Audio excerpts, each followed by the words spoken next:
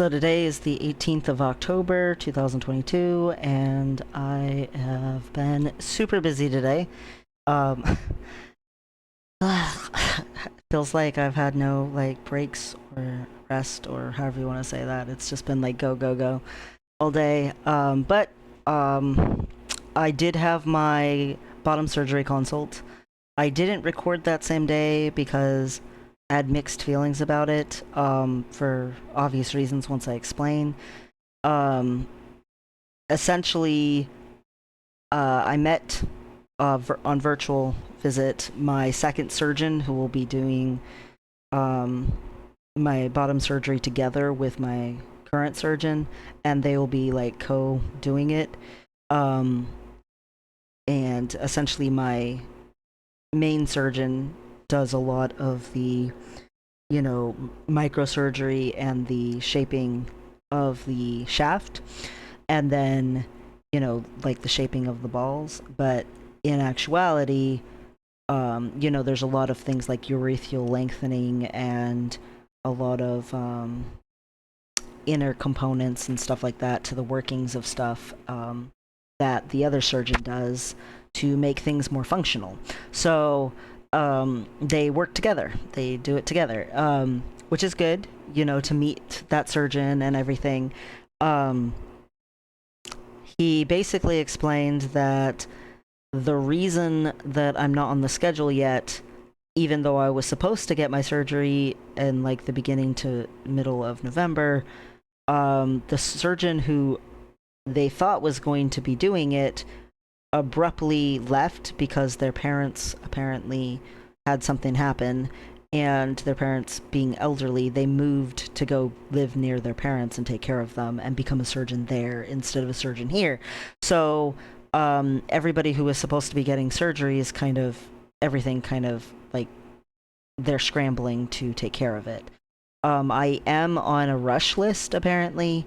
There's because essentially I've done literally everything to the point of the surgery, including like pre-exam and everything. And now here I am with every other surgery being held up by this one single surgery. So I am on the front of the list, but essentially it's like they're trying to figure out who's going to do what because it's considered to be a smaller surgery, so they don't want surgeons who are doing bigger surgeries to have to not do the big surgeries so they can do the small ones. But at the same time, they're trying to ask partners to come from other hospitals and come to this one to do the surgeries instead, and those surgeons, might have full schedules and stuff. So it's really complicated. He said that there is a surgeon who's coming back. Right now they are doing surgeries in Africa, and they are helping, people who really, really need it. But they're getting back in the middle of November, and when they get back, they don't have anything on their schedule yet, and they're hoping that that person can just take a whole ton of stuff, and that I could still possibly have the surgery before the end of the year if that happens, but otherwise I might not get the surgery until like January, February. So going from, the start of November to January, February, at the worst March, is like a really sinking feeling. It doesn't feel good at all, especially because once I have the surgery, I'm in the clear to just continue on to bottom surgery. This surgery is a mix between a hysterectomy and a vaginectomy, so that it's basically a hysterectomy with a piece of stage 1 combined into it. That way all of the healing goes in a more better way for what they feel. It's a lower complication rate. The good part about things is he said that once they begin, that typically medicine has moved forward a lot in the last 6 years, and typically the complication rate is significantly lower than it used to be, even like 6 years ago. I don't know. He seemed pretty sure, but I've read some horror stories from some trans guys who've had complications even in like the last 5 or 4 years. But apparently, it used to be that the complication rate for like, the whole thing was like 50-50, that you were going to have complications. And then for like stage one in specific was like, I don't remember if it was 60 or 70, but it was pretty high percent chance that you would have a complication. And he's like, oh no, it's down to like 30% chance. From like 60 or 70. And then he said you could go through the whole process without any complications. The other ones, the complication rate is so low, it's down to like 10 or 15%. So it's like, that's awesome. That's great. The other thing he said is that before it was like 2 years plus for going through the surgeries to get bottom surgery done, and now it's like a year and a half to a year and 9 months if it has complication. And I'm like, that's way better too. So depending on when the next surgery happens, it could be before I'm 40 that I actually finish the surgeries. Now I might not be done with recovery, but it's like really apparently, according to him, realistic. The problem is they like to keep things going at a certain schedule after the surgery I'm about to have. And once that surgery I'm about to have happens, then they just make the schedule straight up. And my next surgery, once it's finished, the next one after that will be 6 months, and the next one after that will be a year. Unless there's complications, which will delay it by 3 months. And that's it. That's the whole thing. That's amazing, because I thought it was going to be way worse than that. I thought it was going to be like 10 months or something like that, which I still thought was better. I thought it was going to be a year at first, and then it changed to like 10 months, and now it's like 6 months. He said it is technically possible it could be 3 months, but they want to make sure electrolysis really does well. Now, whether I get my next surgery or not, they want me to start electrolysis starting in November, still like they were going to have me do. So that's something. That's good. But, with phalloplasty especially, you don't want to have hair on the donation site. Like, that's a really bad recipe for like getting strictures and stuff. And I am light-haired, and laser hair removal works a lot better with dark hair, so I have to have electrolysis. It's just it's good news that in the long run everything's going to be a much shorter timeline than what I originally thought, and that complication rates are so much lower, and that he said he's going to let my surgeon decide. He's the co-surgeon, but for sure, but that there is actually a chance I could have the surgery off of my thigh instead of radial forearm, which is off of your arm. If it was off of my thigh, that would be a relief to me. He said it's not just how heavy set you are, because I am a little huskier. Being overweight isn't the only determiner. It's actually the thickness of the skin on the thigh. So there's a slight chance.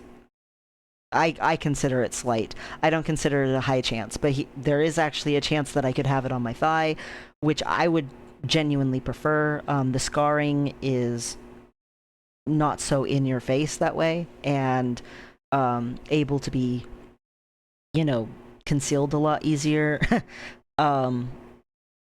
And also, I don't run the risk of losing functionality in my hand, because I have seen some trans guys before lose like feeling in their thumb, or maybe they can't fully grip the same way that they used to, or things like that because of radial forearm.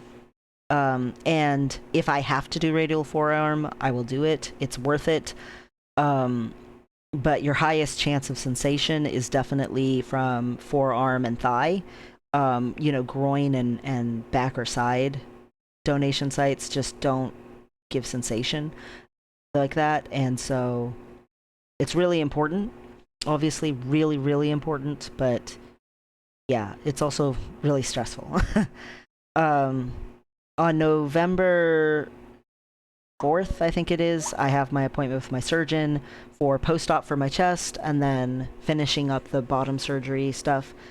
And deciding once and for all if it's going to be from the thigh or from the arm for my donation site. And once the donation site is 100%, they make sure the nerves are good there, and then they start electrolysis. So yeah, I could be starting electrolysis in November, and that's not delayed despite what's happened with me being able to get this current surgery. So hopefully I will continue to have good luck, because I swear this surgical team, I got so lucky. I I I just blindly called them because Medicaid said this is one of the few places we'll cover, and was asking them about bottom surgery stuff, and they were like, "Oh, we can get you in for top surgery." And a month later, they stopped taking new patients except 2 times a month. And I got in right under that, and I've just been so lucky. I am so appreciative. But it's also frustrating because I was so excited to get this surgery done. I have wanted a hysterectomy for so long. I first asked for a hysterectomy when I was 18. And they laughed and said, "Come back when you're 40." And I'm not quite 40. I'm 38.